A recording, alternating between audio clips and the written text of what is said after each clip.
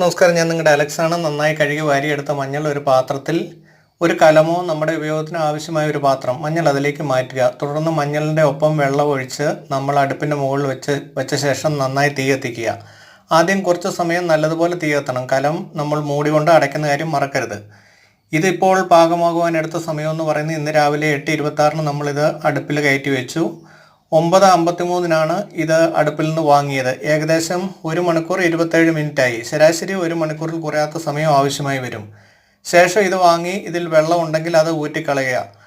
പിന്നീട് ഇത് നമ്മൾ നേരത്തെ ഒരുക്കിയിട്ടിരുന്ന സിമെൻറ്റ് തറ അല്ലെങ്കിൽ പഴയ പരമ്പ് അല്ലെങ്കിൽ അത് ഉണങ്ങാൻ ഉപയോഗിക്കുന്ന എന്തെങ്കിലും മാർഗം.